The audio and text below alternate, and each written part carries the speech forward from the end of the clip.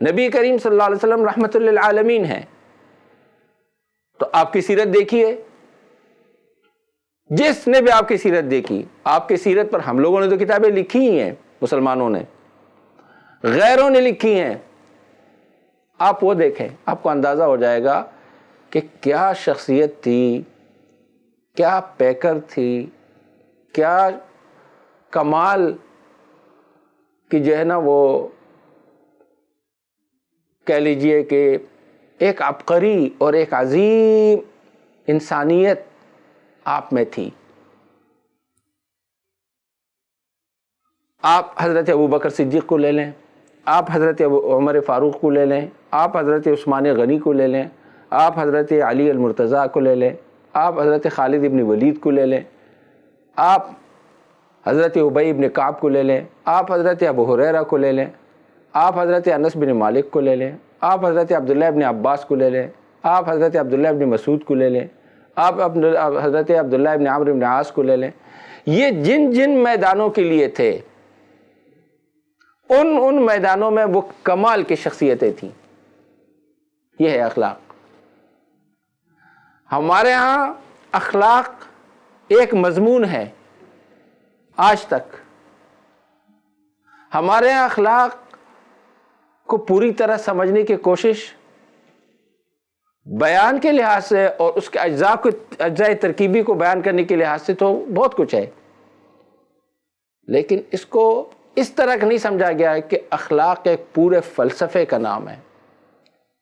وہ فلسفہ دھیرے دھیرے آرام سے آپ کے رگ و پے میں پیوست ہوتا جاتا ہے، یہاں تک کہ آپ اخلاق کے اعلیٰ اور بلند ترین مرتبے پر فائز ہو جاتے ہیں۔ اس کے لیے محنت کرنی پڑتی ہے۔ اخلاق کیا ہے، بد اخلاقی کیا ہے، دونوں کو سمجھنے کی ضرورت ہے۔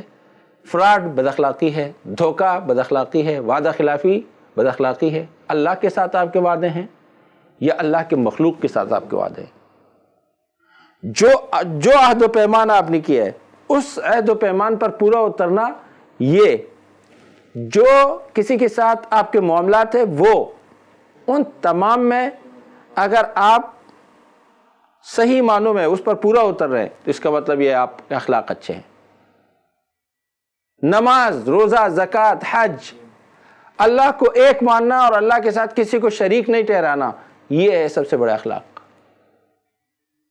یہ سب چیزیں اخلاق میں آتی کہ آپ کی طبیعت اور آپ کے رویے میں اور آپ کے رگ و پے میں ایک چیز پیوست ہو گئی جو آپ کو نیکی کی طرف اور آپ کو غیرت اور بہادری کی طرف لے جاتی ہے۔ یہ غیرت، بہادری اور سب مناسب موقع پر لوگ ہمیں اکثر کہتے ہیں، آج بھی میری ایک سے بات ہو رہی تھی، کہہ رہے تھے کہ ہم غریب ہیں، ہمارے پاس کوئی چانسز نہیں۔ میں نے کہا نہیں، اللہ پاک ہر کسی کو چانس دیتے ہیں، آپ بر وقت وہ چانس لے سکتے ہیں یا نہیں؟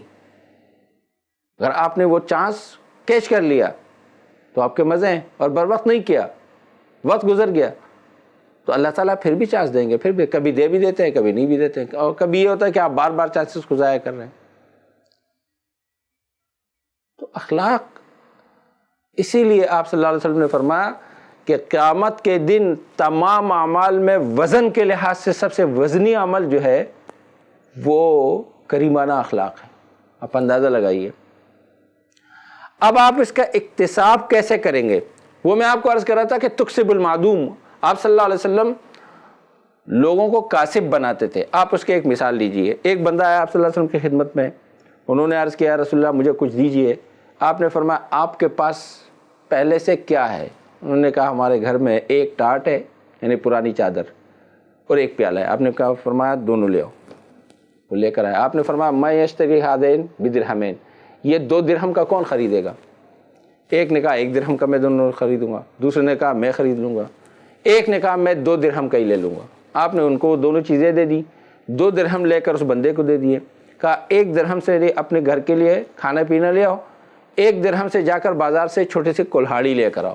وہ کلہاڑی لے کر آیا، آپ صلی اللہ علیہ وسلم نے اپنے ہاتھ سے کوئی دستہ جس کو مٹھا کہتے ہیں لکڑی کا، وہ توڑ کے اس میں خود ہی لگا دیا، اور آپ نے فرمایا اب جاؤ اذهب واحتطب، جاؤ لکڑیاں کاٹو، ولا ارینک الی 15 یوما، 15 دن تک میں آپ کو نہیں دیکھوں، 15 دن کے بعد آ کر مجھ سے ملنا۔